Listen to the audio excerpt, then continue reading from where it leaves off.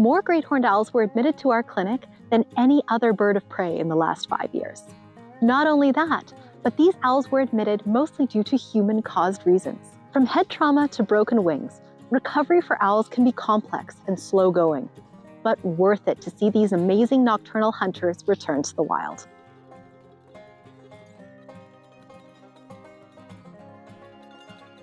Great horned owls have a special place in our hearts here at the Alberta Institute for Wildlife Conservation. They are our provincial bird, after all. These large, powerful owls are beautifully adapted predators, hunting mostly at night and taking on prey sometimes heavier than themselves. But they also have a softer side, with pairs staying together for 5 years or more, raising new young each spring and performing emotional, hooting duets together. Great horned owls are also the most frequently encountered owl species in Alberta and can be found across the province all year round, from areas such as cities all the way to boreal forests and even the prairies. This confidence around humans may allow great horned owls to live where no other owls would dare to tread. However, it does bring them into conflict more and more often with humans. Sadly, it's the great horned owl's very own hunting skills that can put them most at risk. While hunting, these owls will often swoop low to the ground, putting them directly in the path of many man-made hazards. Over 30% of the owls that come into care at AIWC arrive due to entanglement issues with barbed wire, fishing line, or other netting. Unfortunately, barbed wire is also extremely fatal, with many of the owls passing away due to the injuries sustained by being caught in the fences. Roadsides are also a large threat, as great horned owls are frequently struck by vehicles while flying low to catch prey that has been flushed out by traffic. They can also be disoriented by the bright lights of oncoming vehicles. It isn't just their style of hunting that causes problems for great horned owls, but also their choice of prey. While great horned owls will often hunt large animals such as jackrabbits or even skunks, they will also take small rodents, which are the frequent targets of poison traps. Eating poisoned rodents can be deadly to owls, and even the ones that survive their poison encounter will be left weak, disoriented, and vulnerable to predators. Injuries sustained from these kinds of incidents can be severe. Sadly, less than a quarter of the owls we admit to the Alberta Institute for Wildlife Conservation will make it to release. Many more don't make it to the hospital at all and will pass away in the wild. Those owls that do survive and make it into care require the expertise of our clinic staff. Working with great horned owls is fun, but they are probably the most aggressive owl that we have. They are also the strongest that we deal with on a day-to-day basis here. They're very cool. They're very big. So they're very hard to handle and they're very strong. They're not the kind to just kind of sit and leave their bandage alone. They're very feisty, very picky. They love to pull off anything that you put on them. So they are a little bit trickier to keep a wing wrap on if they have a fracture or something like that. So we see a lot of trauma-related things. So usually if they run into something, we'll see injuries to the shoulder or the front of the wing really commonly. They'll also get caught in things like barbed wire, so we'll see lacerations. They also have really, really large eyes, and it's kind of tubular shaped, and proportionally to their head, they're very large compared to a lot of our other raptors. And they also don't have a brow bone really to protect it the same way a hawk would. So we do see a lot of impact onto the eye when they do run into something or get into an accident.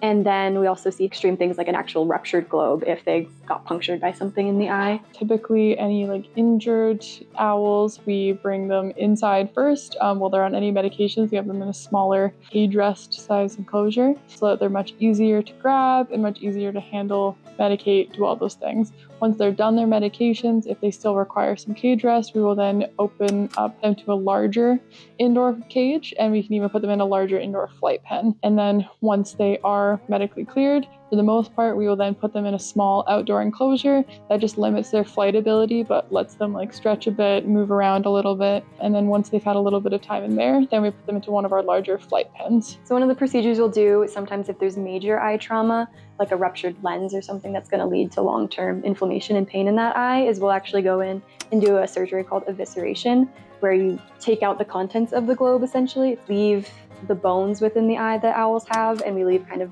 the shell of the eye there, and that maintains their face symmetry and structure, so they still have those nice round discs, which helps with their hearing. And then as long as we're making sure that they can still fly and navigate well and hunt, then we can release them still with only one eye, which is really nice. A lot of our owls do end up getting broken feathers as well, either from the initial reason that they came in, or sometimes just spending a long time in a flight pen is very different to the wild, so they will break feathers sometimes, unfortunately. But there's a cool procedure called imping you can do where you actually take a donor feather from an animal who didn't make it, and you'll glue it on to the end of a broken feather using a little dowel or something in the middle to kind of make a bridge. And you do it under anesthesia so they're not moving, and you make sure that you're doing the same feather in the right alignment. And then after that dries, we'll make sure that they can fly again, but then they can be released with like a donor feather on their feather shaft so that they can still fly silently and navigate around as well as they can. We like to watch their flight really, really well. It kind of depends on their injury. If it's something like an eye, we might put up things to see if they're navigating around, like a tarp that's in the way or something like that, or finding their food well in their enclosure. If it's something like a wing injury, we sometimes will film them in slow motion and go back and watch the video and make sure that they're extending and turning their wings appropriately and able to like turn a corner well. That's kind of the main things we look for. Once an owl is ready for release, it's important to return them to the same location that they arrived from. While some great horned owls are nomads, also known as floaters, most great horned owls establish territories between 2 and 16 square kilometers. While we aren't able to track our owls after release, studies from other facilities have shown that upwards of 75% of released great horned owls survive more than 6 months after they have gone back to the wild. The great horned owl patients that come through our clinic doors show the impact that human activity can have on wild animals. But there are things we can do to better coexist with great horned owls. For one, replacing barbed wire fencing with other alternatives can make a big difference not just for great horned owls, but many other species of wildlife as well. Check the link in the description for wildlife-friendly fencing recommendations. How we act on the road can also make a big difference for owls. Food waste that's thrown out of cars is one of the biggest attractants for owl prey. By keeping food waste inside our vehicles instead of out on the road, we can eliminate the prey along the sides of the road and hopefully prevent many owls from being struck by vehicles as well. If you'd like to help us care for injured great horned owls here at the Alberta Institute for Wildlife Conservation, one of the best ways to do so is by sponsoring a current patient. And you can click the link in the description to see how to do that. By sponsoring a current patient, you will get a detailed backstory of how they came to the hospital, along with a beautiful color photograph of that exact animal and a tax receipt for the value of your donation. Thank you for joining us for this episode of the Alberta Wildlife Insider. See you next time.